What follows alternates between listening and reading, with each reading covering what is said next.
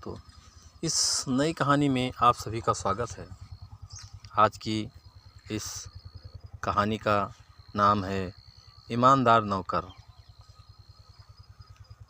अगर आपको हिंदी कहानियाँ, मोरल स्टोरी या हस्बैंड वाइफ स्टोरी सुनने का शौक़ है तो इस कहानी को पूरा आप ज़रूर सुनिए। तो चलिए हम आपको कहानी की तरफ ले चलते हैं। एक बार की बात है, धनीराम एक जमींदार था। धनीराम की बेटी चारू पढ़ाई में बहुत तेज थी, मगर धनीराम का बेटा दिनेश दिन भर आवारागर्दी करता था। इसी बात को लेकर धनीराम हमेशा परेशान रहता था। धनीराम, ए दिनेश, कुछ काम धंधा तो करता नहीं, सिर्फ मेरी मेहनत के कमाए हुए पैसे अपने आवारा दोस्तों में उड़ाता रहता है। तुम समझाती क्यों नहीं हो? शारदा, आप तो ऐसे बात कर रहे हैं जी, जैसे कि दिनेश सिर्फ मेरा ही बेटा है, आपका तो कुछ लगता ही नहीं। धनीराम, जब मैं उसे डांटता हूँ तो तुम्हारी ही आंखों से टप टप आंसू बहने लगते हैं। शारदा, अरे आपसे डांटने के लिए किसने मना किया? आप तो उसे मारने लगते हैं। जवान बेटा है, कहीं कुछ कर बैठा तो? धनीराम, अरे जवान है तो क्या हुआ, उसे कुछ भी करने की आज़ादी दे दूँ? देखो शारदा, दिनेश सिर्फ तुम्हारी वजह से ही बिगड़ा है। शारदा, वाह पतिदेव, बेटी पढ़ाई में अच्छी है तो वह आप पर गई है। अगर आवारागर्दी करता है बेटा तो उसे मैंने बिगाड़ा है। आप तो जी जवानी में बड़े सीधे थे। धनीराम, मैंने तो अपने पिता की दौलत को अपने आवारा दोस्तों में कभी नहीं उड़ाया। 20 साल की उम्र में ही काम करने लगा था और अपने पिता का हाथ बटाने लगा था। और तुम्हारा बेटा तो अपने पिता के ऊपर बोझ है। शारदा, बस कीजिए, इतना भी बिगड़ा हुआ नहीं है मेरा बेटा। अरे इतनी दौलत है, कहाँ ले जाओगे? एक दिन तो वह दौलत दिनेश को ही मिलनी है, बिटिया तो अपने घर चली जाएगी। धनीराम, गांव में ऐसा कोई व्यक्ति नहीं है जिसने मुझे दिनेश की शिकायत न की हो। परसों तो दिनेश ने हद कर दी, मुखिया की बेटी विद्या को भी छेड़ा है उसने। शारदा, बस अब मैं अपने बेटे के खिलाफ एक शब्द ही नहीं सुन सकती। पता है मुझे आपके मुँह तो वो कलमुआ नौकर प्रकाश सिर पर चढ़ा है। संसार में तुम ऐसे पहले पिता होंगे जो अपने बेटे की जगह अपने नौकर की तारीफ करते फिरते हो। नौकर, आप आ गए मालिक। आपके कहने के मुताबिक मैंने सुबह ही खेतों में पानी डाल दिया है और जो आपने गड्ढा खोदने के लिए बोला था वो भी खोद दिया है। धनीराम, अभी तो सुबह के 7 बजे है। प्रकाश, तू कितने बजे से काम पर लग गया? नौकर, मालिक मैं सुबह 4 बजे ही आ गया था। एक बात और बतानी थी आपको। धनीराम, कौन सी बात? नौकर, कुछ देर पहले मुखिया यहाँ आया था, आपको बहुत उल्टा सीधा सुना रहा था। बोल रहा था अगर वो जमींदार है तो क्या उसके लड़के को गांव की लड़कियों छेड़ने का कोई लाइसेंस मिला है क्या?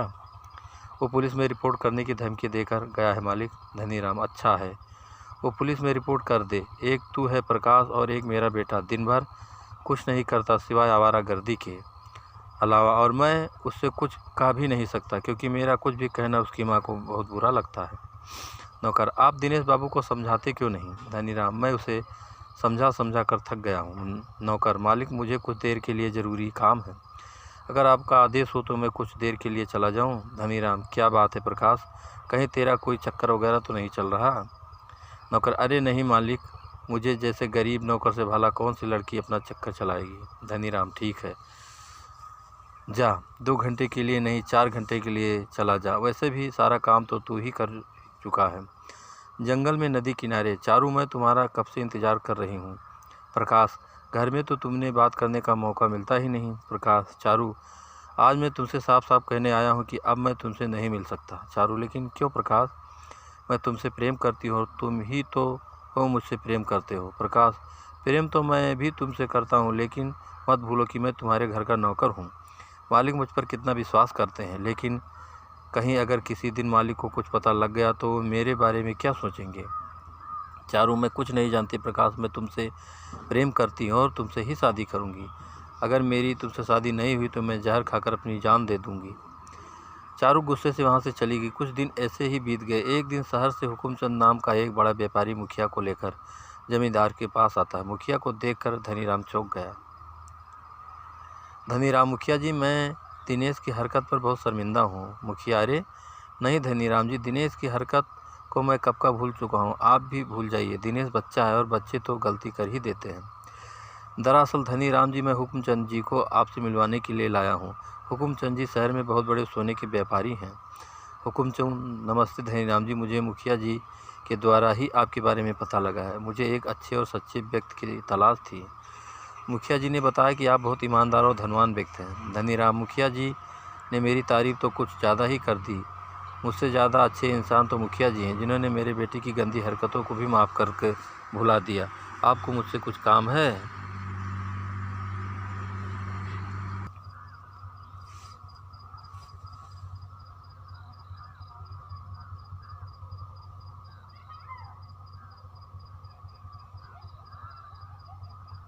हुकुमचंद: दरअसल मैं सोने का एक बहुत बड़ा व्यापारी हूँ और मैं हिंदुस्तान छोड़कर विदेश में बसना चाहता हूँ। मेरे पास कुछ सोने का स्टॉक है।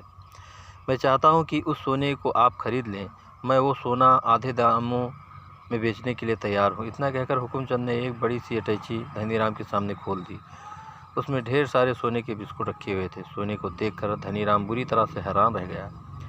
धनीराम: लेकिन इतना ढेर सारा सोना आप शहर में किसी को भी बेच सकते हैं। हुकुमचंद जी: बिल्कुल बिल्कुल, लेकिन मैं चाहता हूँ कि ये सोना किसी गांव के व्यक्ति के पास रहे, क्योंकि गांव के व्यक्ति बहुत दयालु स्वभाव के होते हैं और लोगों की मदद करते हैं। वैसे तो मैं सोना 5 करोड़ का है, लेकिन मैं यह सोना आपको सिर्फ 2 करोड़ में बेचने के लिए तैयार हूँ, यानी आधे दाम से भी कम। हुकुमचंद की बात सुनकर धनीराम सोच में पड़ गया, क्योंकि वह 2 करोड़ की जायदाद का मालिक था। मुखिया: सोच क्या रहे हो धनीराम जी? अगर आपके पास कैश नहीं है तो आप अपनी संपत्ति बेचकर इस सोने को खरीद लो और बाद में सोने को मुनाफे में बेच देना। आपकी संपत्ति भी 2 गुनी हो जाएगी। धनीराम: मुझे 1 हफ्ते का समय दीजिए। 1 हफ्ते के बाद 2 करोड़ ले जाना और मुझे सोना दे जाना। धनीराम ने अपनी सारी जायदाद बेचकर 2 करोड़ की रकम इकट्ठा कर ली। 1 हफ्ते के बाद हुकुमचंद वही सोने की अटैची लेकर आया। धनीराम: गिन लीजिए हुकुमचंद जी, पूरे 2 करोड़ हैं। हुकुमचंद: मुझे आप पर पूरा भरोसा है। धनीराम जी: रुपये गिनकर मैं आपका अपमान नहीं करना चाहता। मुखिया: धनीराम जी, एक बार सोने को किसी जोहरी से चेक करा लेते।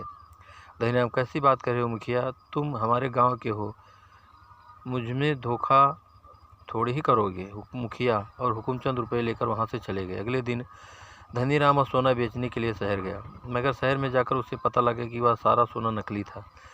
धनीराम बर्बाद हो चुका था। अब उसके पास सिर्फ घर के सिवाय कुछ भी नहीं बचा था। मुखिया अपने परिवार सहित गांव से फरार हो चुका था। एक दिन धनीराम ने अपने बेटे दिनेश को बुलाकर कहा, धनीराम: दिनेश बेटा, तुम तो जानते हो मेरे साथ कितना बड़ा धोखा हुआ। मैं सड़क पर आ गया हूँ और अब मेरी बूढ़ी हड्डियों में इतनी ताकत नहीं कि मैं मेहनत कर सकूँ। तुम जवान हो, कोई काम धंधा क्यों नहीं करते ताकि परिवार की रोजी रोटी चल सके? दिनेश: दिमाग तो ठीक है आपका पिताजी, एक तो आपने सारी दौलत पानी की तरह बहा दी, ऊपर से अब मुझे मेहनत करने के लिए बोल रहे हो। मैं आपका खर्चा नहीं उठा सकता। नौकर: दिनेश बाबू, आपको अपने पिताजी से इस तरह से बात करते हुए शर्म नहीं आती? मैंने अपनी आंखों में देखा था कि कुछ समय पहले आपने धनीराम जी की तिजोरी से 10 लाख रुपए चुराए थे। उस रकम से ही आप कुछ पैसे धनीराम जी को दे दीजिए। दिनेश: मैं उसमें से 1 फूटी कौड़ी भी पिताजी को नहीं दूंगा। वह पैसे मेरे खर्च के हैं और तू 2 कौड़ी का नौकर मुझे आदेश देगा? चल भाग यहाँ से। धनीराम: प्रकाश, मुझे तेरे बेटे से इस तरह से बात करते हुए शर्म नहीं आती। निकल जा मेरे घर से और दोबारा यहाँ पर कदम मत रखना। नौकर: ये कैसी बात कर रहे हैं आप? धनीराम: बिल्कुल सही बोल रहा हूँ। नौकर: ठीक है मालिक, आप कहते तो मैं यहाँ से चला जाता हूँ, लेकिन मुझे आपका ये दुर्व्यवहार हमेशा याद रहेगा। प्रकाश रोते हुए वहाँ से चला गया। धनीराम अपने कमरे में जाकर रोने लगा। तभी चारू रोती हुई अपने पिता के पास आकर बोली, चारू, या आपने अच्छा नहीं किया पिताजी। प्रकाश तो आपका पक्ष ले रहा था और आपने उसे ही धक्का देकर बाहर निकाल दिया। धनीराम: मैंने अपने दिल पर पत्थर रखकर प्रकाश को घर से निकाला है। बेटी, तुम तो जानती हो कि मेरे हाथ में सब कुछ छिन चुक गया है। मेरी आंखों के सामने दिनेश ने एक जोरदार थप्पड़ प्रकाश के गाल पर मार दिया। मैं प्रकाश को इससे ज़्यादा अपमानित होते नहीं देख सकता था। अगर मैं प्रकाश से प्यार से बोलता तो वो मुझे छोड़कर ही नहीं जाता। मजबूरी में मुझे ये रास्ता अपनाना पड़ा। प्रकाश एक अनाथ था। वह रोते हुए बगैर टिकट के ट्रेन में बैठ गया। नौकर: मैं अब इस गांव में नहीं रहूंगा। जब मालिक ने मुझे निकाल दिया तो फिर मेरा इस गांव में क्या काम? प्रकाश ट्रेन में काफ़ी दूर निकल गया था। जिस डब्बे में प्रकाश बैठा था वहां पर उसके और एक व्यक्ति के अलावा और कोई भी नहीं मौजूद था। अचानक उस व्यक्ति के मुख से झाग निकलने लगा। प्रकाश दौड़ते उस व्यक्ति के पास गया। पशु, ये तुम्हारे मुंह से झाग क्यों निकल रहा है? आदमी: मैंने कुछ देर पहले जहर खा लिया है। मैं एक बहुत ही धनवान व्यक्ति हूँ, मगर 1 नंबर का अय्याश था। मेरी वजह से मेरी पत्नी और बच्चों ने आत्महत्या कर ली। इस बैग को देख रहे हो, इस बैग में हीरे हैं। मैं इन हीरो को लेकर विदेश में जाकर बसना चाहता था, मगर मेरी पत्नी और बच्चों की याद मेरा पीछा नहीं छोड़ती। जब वही इस दुनिया में नहीं रही तो मैं जीकर क्या करूँगा। इतना कहकर उस व्यक्ति ने दम तोड़ दिया। प्रकाश ने देखा कि उस बैग में हीरे भरे थे। प्रकाश एक चतुर व्यक्ति था। वह समझ गया अगर उसने इसके बारे में पुलिस को बताया तो पुलिस उल्टा उसे ही गिरफ्तार कर लेगी। प्रकाश इस बैग को लेकर अगले स्टेशन पर उतर गया।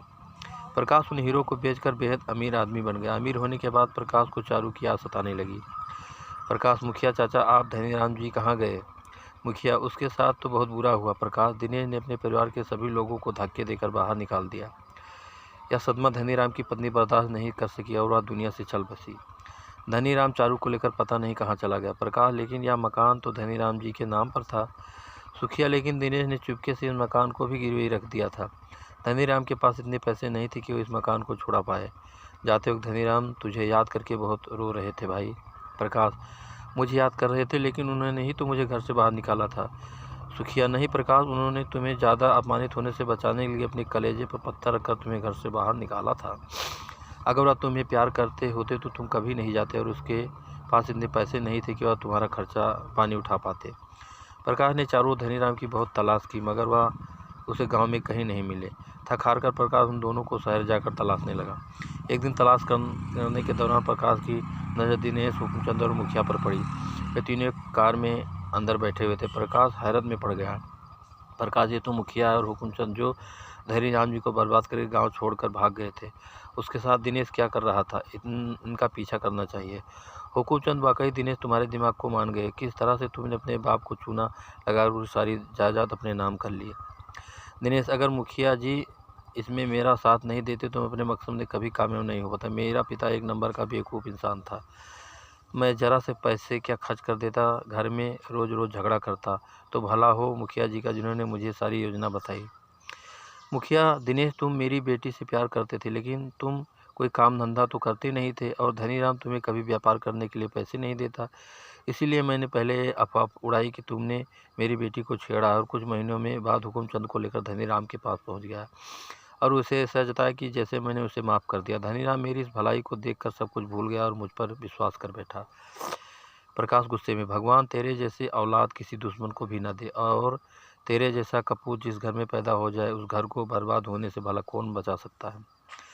दिनेश, प्रकाश, तुम्हारे शरीर पर ये महंगे कपड़े कहाँ आए? इसे चुरा कर लाए हो?